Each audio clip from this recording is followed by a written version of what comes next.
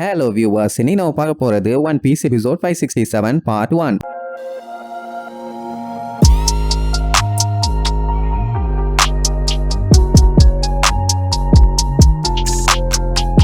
Open பண்ணா பிளாசால இருக்க நம்ம ஆளுகெல்லாம் அந்த வில்ல பைய ஹோடியோட ஆளுங்க எல்லாத்தையுமே அடிச்சு தெரிய விட்டுட்டு லூஃபி என்ன பண்ணிட்டு இருக்கான், கப்பல் விழுமா விழாதான்னு சொல்லி ஆர்வமா பாத்துக்கிட்டு இருப்பானுங்க. இவனுங்க பாத்துக்கிட்டு இருக்க அந்த டைம் அவனுக்கு திருச்சடிச்சு கீழே விழுந்துட்டு இருப்பானுங்க. அப்படின்னா எப்பவோ சோழிய முடிச்சுட்டு வந்துட்டானுங்க. அதோட எஃபெக்ட் இப்பதான் தெரியுது. சுத்தி இருக்க அவனோட ஆளுகெல்லாம் பார்த்துட்டு என்னங்கடா இது, டீமன் மாதிரி இருந்த நம்மளோட ஆளுக எல்லாத்தையும் ஜோக்கு மாதிரி நினைச்சிட்டு போட்டு பொழந்துட்டானுங்க. இவ்வளவு ஸ்ட்ராங்கா அவனுங்க எவங்கிட்டையும் எந்த ஒரு அசைவும் இல்லையேன்னு சொல்லி ஒவ்வொருத்தையா காட்டுறாங்க. வாங்க நடியில நிஜமாவே அசைவு இல்லாம தான் கிடப்பானுங்க. பெரிய பெரிய ஆளுங்க அப்படின்னு பயங்கரமா பில்டப் பண்ணானுங்க. ஆனா ஒரே அடியில இப்படி பொசுக்குன்னு போயிட்டானுங்க. அப்ப யாரெல்லாம் பொழந்து கட்டினாங்கன்னு ஒருத்தரையா மாத்தி காப்பானுங்க. அந்த டைம் சஞ்சு மேல இருந்து ஜாலியா கீழே வந்துட்டு எப்பா எல்லாம் தள்ளி போங்க, ஒரு பெரிய சைஸ் காட்டெருமை விழ போகுதுன்னு சொல்லுவான். பார்த்தா அந்த வட்டட்சுமி போத்துன்னு வந்து விழுவான். ஜோரோ உன்னை ஏண்டா இப்படியாடா கொண்டு வந்து போடுவேன், ஏகப்பட்ட பேர் இருக்காங்கல்ல அறிவு வேண்டாமான்னு கேட்பான். கொய்யால வாய மூடு, இப்படியே பேசிட்டு இருந்தீங்கன்னா அடுத்த டைம் நீ தாண்டா விழுவேன்னு திட்டிட்டு இருப்பான். சோ இப்படி எல்லாருமே அவங்க ஸ்டைல வில்ல பயில நல்லா சிறப்பா செஞ்சுட்டாங்க. நம்ம சாப்பர் இன்னும் சைஸ் அப்படியே இருந்தவொடனே பிராங்கி இருந்துகிட்டு உன் சைஸ குறைச்சு கொஞ்சம் சின்னதாவு,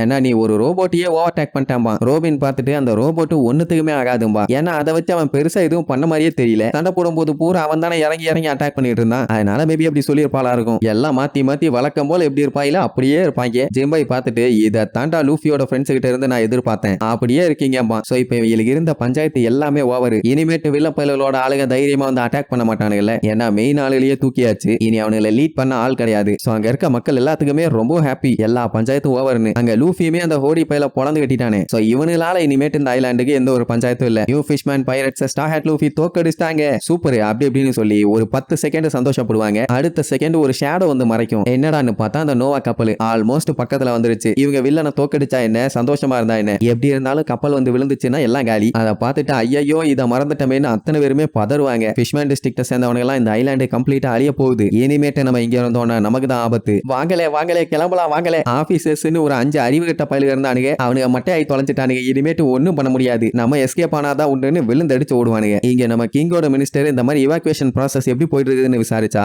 அங்கேயும் ஒரு பெரிய ட்விஸ்ட். ஏன்னா கொஞ்சம் சிட்டிசன்ஸ் மட்டும் தான் சேஃப்டியா கடலுக்கு எஸ்கேப் ஆயிருக்காங்களே தவிர மிச்ச எல்லாருமே இங்க தான் இருக்காங்க. அதுலயே நிறைய பேர் தப்பிக்க ட்ரை பண்ணிட்டு இருக்காங்க. தப்பிக்க முடியுமா என்னன்னே தெரியல. விழுந்தடிச்சு ஓடுறாங்க. பட் எப்படி ஓடினாலும் வேஸ்ட் ஆச்சு. அந்த நோவா கப்பல் ஆல்மோஸ்ட் பக்கத்துல வந்தாச்சு. கப்பலை இப்ப எல்லாராலையுமே கிளியரா பார்க்க முடியுது. எல்லாரும் ஒன்னே ஸ்டார்ட் ஏதாச்சும் பண்ணுன்னு சொல்லி காட்டுத்தனமா கத்துவாங்க. இங்கெல்லாம் எந்த ஒரு ரியாக்ஷன் இல்லாம சைலண்டா பாத்துக்கிட்டே இருப்பாரு. ஏன்னா அவருக்கு இன்னுமே நம்பிக்கை இருக்குது. ஆனா மினிஸ்டர் சரி பரவாயில்ல எல்லாமே இதோட முடிய போகுதுன்னு ஃபீலிங்கா சொல்லுவாரு. அங்க ஏர் டேங்க்ல இருக்கவனுங்க அதெல்லாம் இல்ல, இன்னும் லூஃபி கிவ் அப் பண்ணவே இல்ல, கஷ்டப்பட்டு இன்னும் போராடிட்டு இருக்காங்க போது என்ன பண்றான் அப்படிங்கிற மாதிரி பாப்பாங்க. அவன் நோவா கப்பலையே கம்ப்ளீட்டா நொறுக்கிறதுக்காக அதை போட்டு போலன்னு பொழந்துகிட்டு இருக்கான்னு சொல்லுவாங்க. லூஃபி அங்க இன்னும் வெறி கொண்டு அடிச்சுட்டு இருப்பான். அவன் அங்க அடிக்கிற அடியில அந்த கப்பல் சிலுசிலா கொஞ்சமா நொறுங்க ஆரம்பிச்சிடும். ஏன்னா கீழ இருந்து பார்க்கும்போது அந்த நோவா ஷிப்போட பீசஸ் எல்லாம் தனித்தனியா பிரிஞ்சு விழுந்துட்டு தான் இருக்குது. நம்மளுக்கே டவுட், ஏன்னா அந்த கப்பல் அழிக்கிறதெல்லாம் இம்பாசிபிளான விஷயம், அது எப்படி பண்ண போறான்னு தெரியலன்னு கவலைப்படுவாங்களா. ஜோரோ எல்லாம் பெரிய சம்பவம் நடக்க போது எல்லாம் ரெடியா இருங்கப்பா. இங்க லூஃபி அடின்னு கண்டபடி அடிச்சு அந்த கப்பலோட மூல முடுக்கெல்லாம் நொறுக்குன்னு நொறுக்கிட்டு இருப்பான். இப்ப என்னன்னா அந்த கப்பல் ஃபிஷ்மேன் ஐலாண்ட வந்து சேர்றதுக்குள்ள அவன் கம்ப்ளீட்டா நொறுக்கிட்டானா எல்லா பஞ்சாயத்தும் ஓவர். இன் கேஸ் முடியல அப்படின்னா